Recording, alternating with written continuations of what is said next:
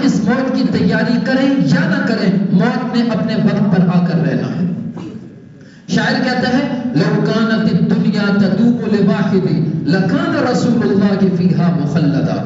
اس زندگی نے کبھی کسی کے ساتھ وفا نہیں کی ہے، اس دنیا نے کبھی کسی کے ساتھ وفا نہیں کی ہے۔ اگر اس دنیا میں کسی نے ہمیشہ ہمیشہ رہنا ہوتا تو اس شخصیت کا نام حضرت محمد مصطفیٰ ہوتا۔ اگر اس دنیا میں کسی شخصیت نے ہمیشہ کے لیے رہنا ہوتا، اس شخصیت کا نام حضرت محمد مصطفیٰ ہوتا۔ لیکن حضرت محمد مصطفیٰ صلی اللہ علیہ وسلم بھی دنیا چھوڑ کر چلے گئے ہیں، تو ہم نے بھی ایک نہ ایک دن اس دنیا کو چھوڑ کر جانا ہے۔ اب کرنا کیا ہے؟ سوال یہ ہے کہ ہم نے دنیا میں رہ کر کرنا کیا ہے؟ آج انسان کی بہت بڑی غفلت ہے۔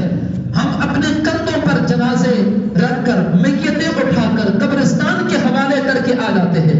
ہم اپنے ہاتھوں سے بڑی بڑی شخصیات کے لیے قبریں کھودتے ہیں، ہم ان کے جنازے میں شریک ہوتے ہیں، تکبیریں کہہ رہے ہوتے ہیں، ہم ان کے لیے دعائیں مغفرت کر رہے ہوتے ہیں، لیکن ہم میں کبھی احساس نہیں پیدا ہوتا۔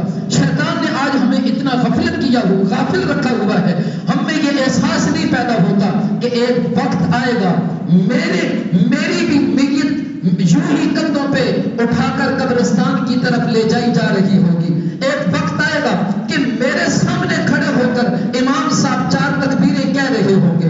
ایک وقت میرے اوپر بھی آنا ہے جب میری میت اور میری لاش کو قبر میں اتارا جا رہا ہوگا اور لوگ مجھے رحمت اللہ علیہ کہہ کر، مرحوم کہہ کر یاد کر رہے ہوں گے۔ ہمیں اس وقت کے آنے سے پہلے اس وقت کی تیاری کرنی چاہیے۔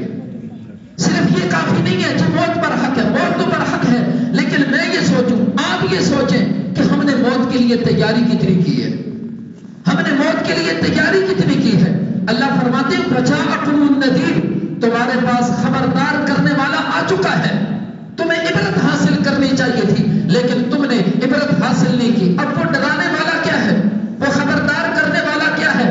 علماء نے لکھا ہے یہی جو جنازے اٹھتے ہیں، ایک قول کے مطابق یہ ہے کہ یہ تمہیں خبردار کر رہا ہے آج اس کا جنازہ اٹھا ہے، کل تمہارا بھی جنازہ اٹھایا جائے گا۔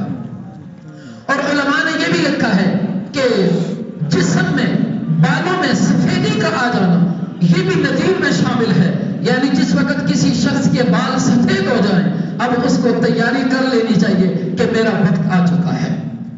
اب اس کو دنیا کے بجائے آخرت کی طرف اس کا رجحان ہونا چاہیے۔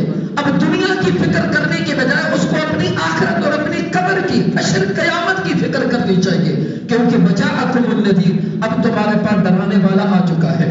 ایک قول علماء نے یہ بھی لکھا ہے کہ اس بندے کی ہم عمر جو لوگ ہوں جب وہ دنیا سے جانا شروع ہو جائے تو وہ یہ سمجھ لے اب میرا ٹائم بھی قریب آ چکا ہے، اب میرے بھی جانے کا وقت ہوا چاہتا ہے، لہذا ہم نے موت سے پہلے اپنی موت کی تیاری کرنی ہے۔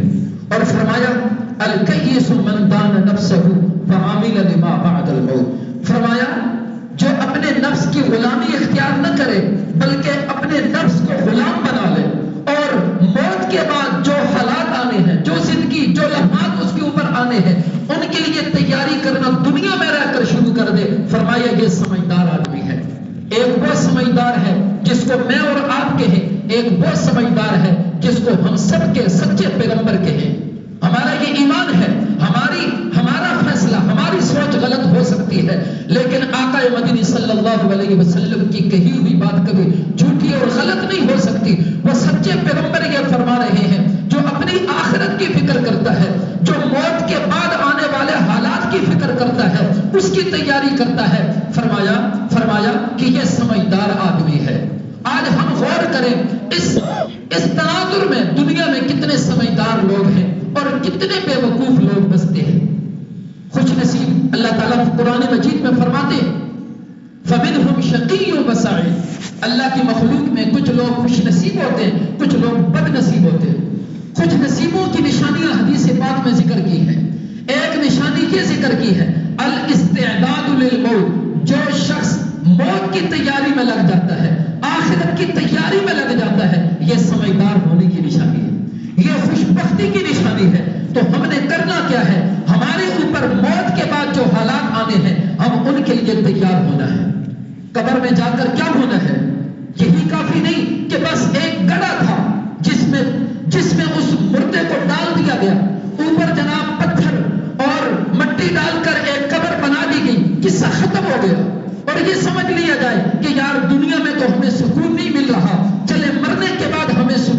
جائے گا؟ کس نے کہا مرنے کے بعد سکون مل جائے گا؟ اللہ تعالیٰ ہم سب کو قبر میں سکون عطا فرمائے اور ہم سب کی قبروں کو اللہ منور فرمائے، سب کی قبروں کو اللہ تعالیٰ کشادہ فرمائے۔ جو مسلمان دنیا سے جا چکے ہیں اللہ تعالیٰ ان کی قبروں کو جنت کا باغ بنا دے۔ لیکن یہ صرف خیالات کی بات نہیں کہ ہم اپنے دماغ میں یہ بات رکھ کے بیٹھ جائیں کہ جی ہم جب قبر میں پہنچیں گے تو ہمارے لیے بڑی راحت ہے۔ نہیں، وہ راحت حاصل کرنے کے لیے ہمیں محنت کرنی ہوگی، اس لیے کہ جب مردے کو قبر کے پیٹ میں رکھا جاتا ہے اس سے 3 سوالات کیے جاتے ہیں، 3 سوالات کیے جاتے ہیں۔ ہمارے اللہ نے اور ہمارے اللہ کے آخری رسول صلی اللہ علیہ وسلم نے ہمارے ساتھ اتنا احسان کا معاملہ کیا ہے کہ ہمیں بتا دیا ہے کہ قبر میں تم سے یہ سوالات ہوں گے۔ ہمیں بتا دیا ہے کہ جب میدان محشر میں کھڑے ہوں گے تو تم سے یہ سوالات کیے جائیں گے۔ اگر کسی طالب علم کو پرچہ ہونے سے پہلے بتا دیا جائے کہ بھائی آپ سے جو پرچہ ہوگا نا اس پرچے میں یہ سوالات کیے جائیں گے، فلاں مضمون کے یہ سوالات کیے جائیں گے، تو کیا وہ طالب علم، وہ سکول میں پڑھنے والا، وہ مدرسے میں پڑھنے والا رات دن ایک کر کے ان سوالوں کو یاد کر کے ان کا جواب یاد نہیں کرے گا؟ بالکل ایڑی چوٹی کا زور لگا دے گا، کیونکہ اس کو پتا ہے کہ میرے امتحان میں یہ سوالات آنے ہیں تو میں نے ان کے جوابات کو یاد کرنا ہے تو مجھے کامیابی ملے گی۔ لیکن آپ جانتے ہیں کہ سکولوں کا نظام ہو یا اسی طریقہ سے دینی مدارس کا نظام ہو، پہلے سے سوالات کو بتایا نہیں جاتا، بس اس کو آزاد چھوڑا جاتا ہے کہ آپ کا امتحان اس پورے مضمون سے ہوگا، اس پوری کتاب سے ہوگا۔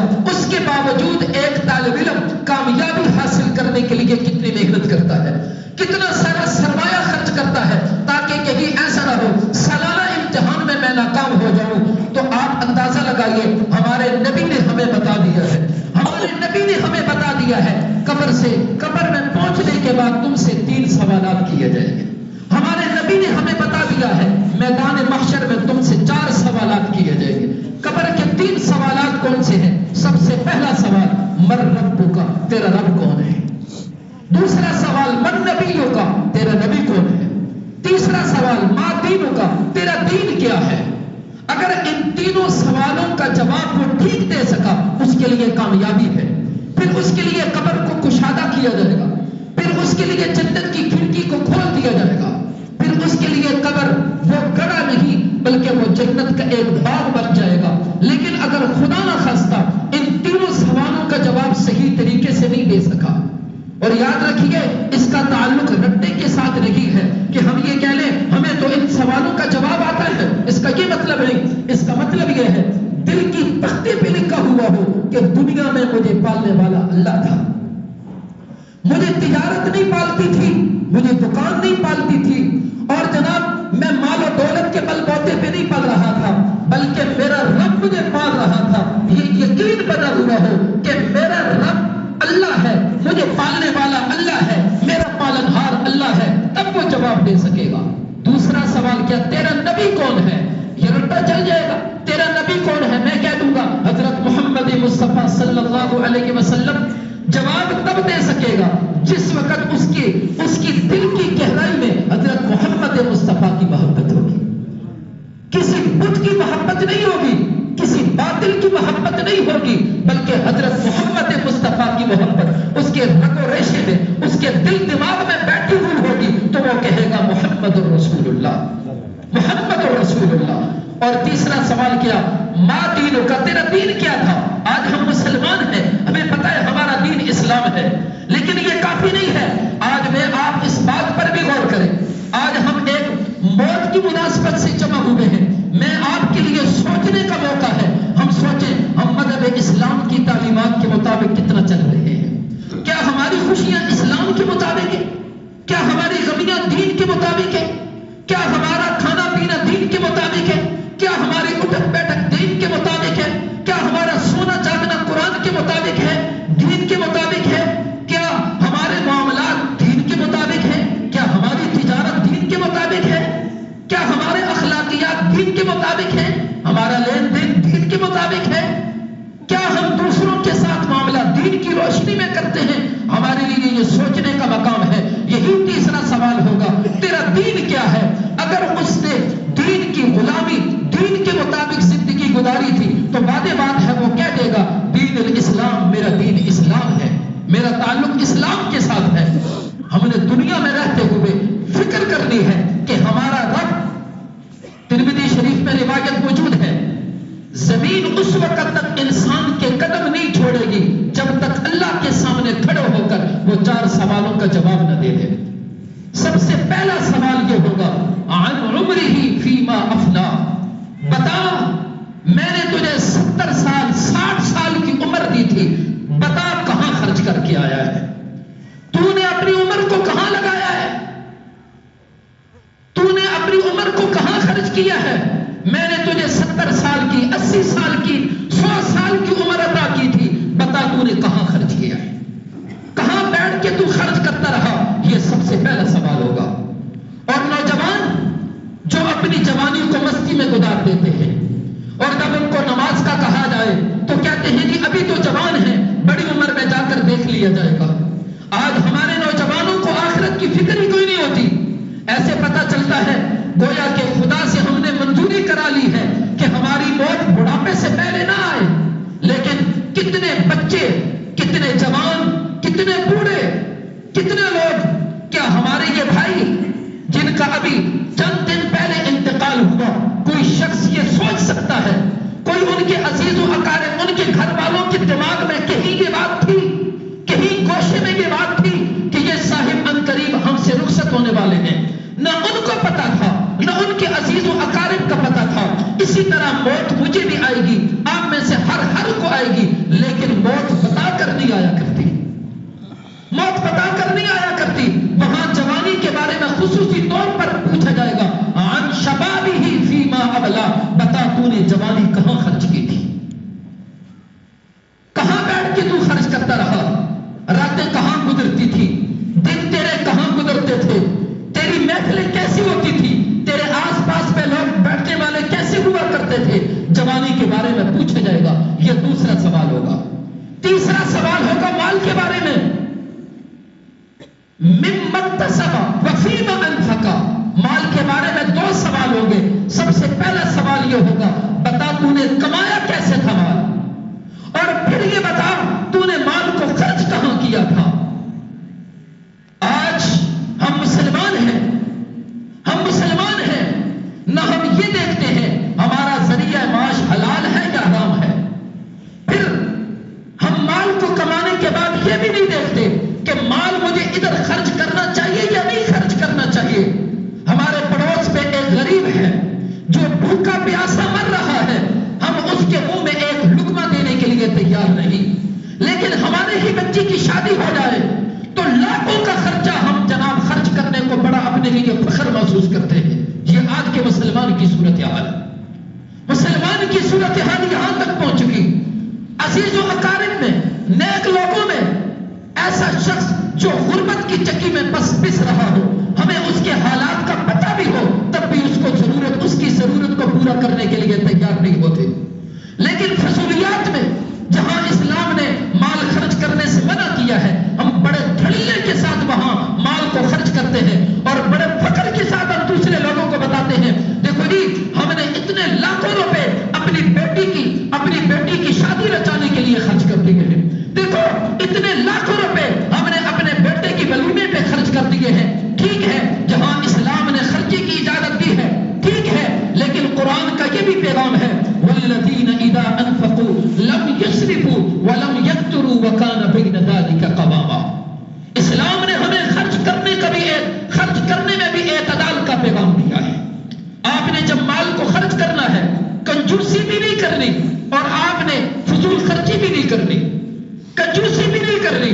جہاں خرچ کرنے کا موقع ہے، اللہ نے آپ کو مال دیا ہے تو آپ نے مال کو خرچ کرنا ہے، لیکن ضرورت کے مطابق خرچ کرنا ہے۔ اسراف اور فضول خرچی کی حد تک ہمارا وہ خرچ کرنا نہ بڑھے۔ تیسرا سوال کیا ہے مال کے بارے میں ہے بتا تو نے مال کیسے کمایا تھا، کہاں سے کمایا تھا۔ یہ رب پوچھے گا، آمنے سامنے پوچھے گا۔ ہم بتائیں، ہم سوچیں جب کل پروردگار عالم ہمارے سامنے ہوگا ہم اس رب کو پائی پائی کا حساب کیسے دیں گے، ہم اس کو پائی پائی کا حساب کیسے دیں گے۔ آج تو کتنے انسان اپنے آپ کو مسلمان کہنے والے، اپنے اپنے آپ کو محمد عربی کی امتی ہونے پر فخر کرنے والے لاکھوں کروڑوں کا سرمایہ ہڑپ کر جاتے ہیں، غریبوں اور یتیموں کے منہوں سے نوالے چھین لیتے ہیں، ان کی زمینوں پہ ناجائز قسم کے قبضے جما لیتے ہیں، ان سے پوچھا جائے گا بتاؤ مال کہاں سے کمایا تھا، کہاں پر خرچ کیا؟ اور چوتھا اور آخری سوال یہ ہوگا، یہ بتاؤ عن علمہ ماذا عمل بہ، بتاؤ اپنے علم پر کتنا عمل کیا؟ یہ نہیں پوچھا جائے گا تم نے علم کتنا سیکھا تھا۔ آج معلومات کا زمانہ ہے، معلومات کا زمانہ ہے، اس جدت نے ہماری معلومات میں بڑی آسانی کے ساتھ اضافے شروع کر دیے ہیں، اس لیے پروردگار عالم یہ سوال نہیں کرے گا کہ تم نے عالم اور مفتی کی ڈگریاں حاصل کی تھی یا نہیں کی تھی، یہ بتاؤ تمہارے ہاتھوں میں ڈگریاں کتنی ہیں، تم نے کتنی دفعہ پوزیشن حاصل کی، یہ نہیں پوچھا جائے گا، یہ پوچھا جائے گا تم نے اپنے علم پر عمل کتنا کیا ہے۔ آج ہم مسلمانوں کی یہ بہت بڑی کمزوری ہے۔ آج کسی مسلمان کو کہو آپ نماز کیوں نہیں پڑھتے ہو، بھائی نماز پڑھ لیا کرو، تو کیا کہتے ہیں مینو تھوڑے تو بولو زیادہ پتہ ہے، مجھے آپ سے زیادہ پتہ ہے۔ کسی کو دین کی کوئی بات کہو، جی ہمیں پتہ ہے، ہم نے دیندار لوگ دیکھے ہوئے ہیں۔ بھائی سوال کیا اور جواب کیا؟ مجھے پتہ ہے، بات یہ نہیں ہو رہی کہ آپ کو پتہ ہے یا نہیں، بات یہ ہو رہی ہے کہ آپ کو جو چیز پتہ تھی اس پر آپ نے عمل کتنا کیا ہے۔ تو قیامت کے دن جو چوتھا سوال ہوگا وہ یہ کہ آپ نے اپنے علم پر عمل کتنا کیا ہے۔ میں بھی سوچوں، آپ بھی سوچیں، ہم اپنی عمر کہاں گزار رہے ہیں؟ نوجوان خصوصی طور پر سوچیں، وہ اپنی جوانی کو کہاں خرچ کر رہے ہیں؟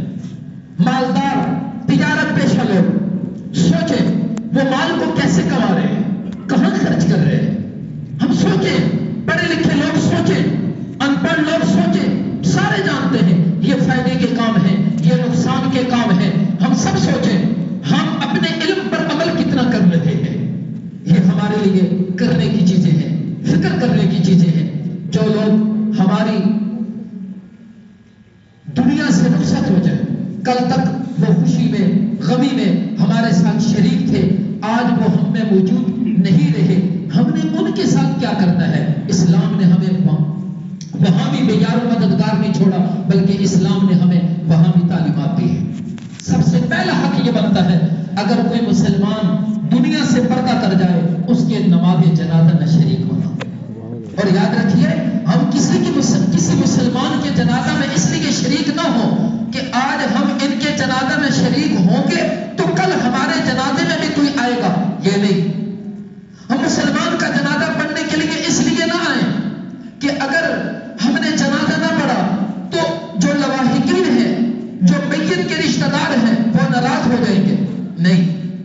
ہم اس لیے جنازہ پڑھنے کے لیے نہ جائیں بلکہ ہم اس لیے جائیں کہ ہمارے دل میں صرف اور صرف ثواب کی نیت ہو۔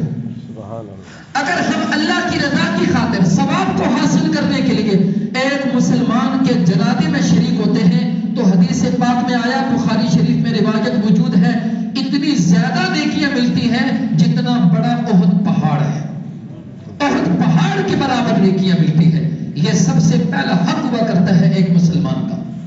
دوسرا حق، ہمارے ہاں کئی دفعہ یہ ترتیب ہوتی ہے کہ جو ہی نماز جنازہ سے فراغت ہوئی تو ہم فوراً بھاگتے چلے جاتے ہیں، فوراً ہم اپنے کاموں اور دھندوں میں لگ جاتے ہیں۔ نہیں، مسلمان کا یہ حق ہے کہ ہم اس کی قبر تیار ہونے تک قبرستان میں موجود رہیں، اور جب اس کی قبر تیار ہو جائے تو پھر ہم اس وقت سب ہاتھ اٹھا کر اس کے لیے محبت کے ساتھ، اس کے لیے اللہ کے حضور خضوع کے ساتھ رو دھو کر ہم اس کے لیے دعا کریں۔ یہ اس مسلمان کا دوسرا قبر تھا۔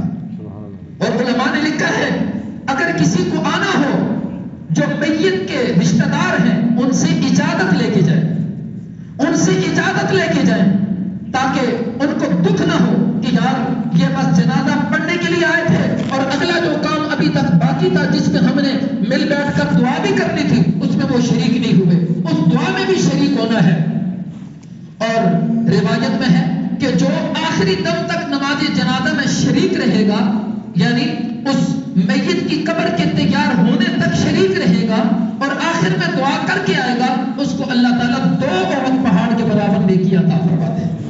نماز جنازہ کے بعد قبر کے تیار ہونے میں کتنے منٹ لگ جائیں گے؟ 20 سے 25 منٹ لگنے ہیں، لیکن ہمیں نیکیاں کتنی مل رہی ہیں؟ احد پہاڑ کے برابر نیکیاں مل رہی ہیں۔ تو یہ دوسرا ایک حق ہوا کرتا ہے۔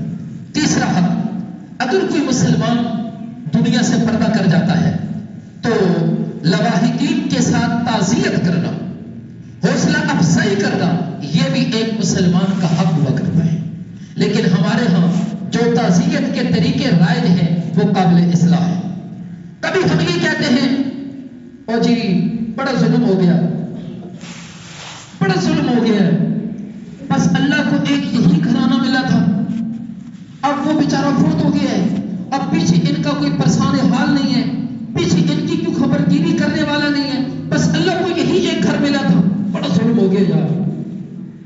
یا ہم تعزیت کبھی اس طریقے سے کرتے ہیں، او جی وقت تو پہلے ٹوٹ گئے، کیوں جلدی کر چھوڑی گئے، وقت سے پہلے چلے گئے۔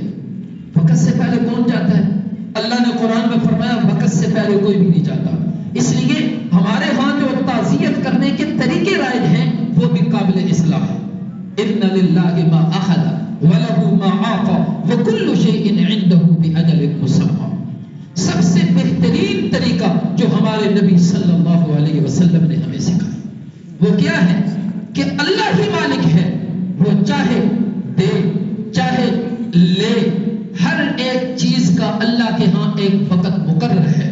یہ تعزیت کے وہ الفاظ ہیں جو حضور انور صلی اللہ علیہ وسلم نے خود تعزیت کے موقع پر ارشاد فرمایا۔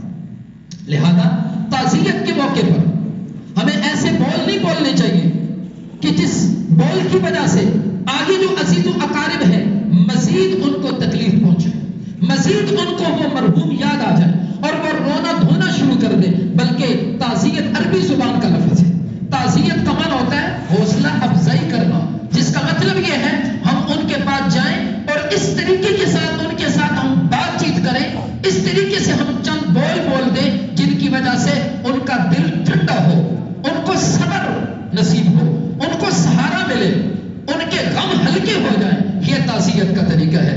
انا للہ و انا الیہ راجعون، یہ الفاظ قرآن مجید میں بھی موجود ہیں۔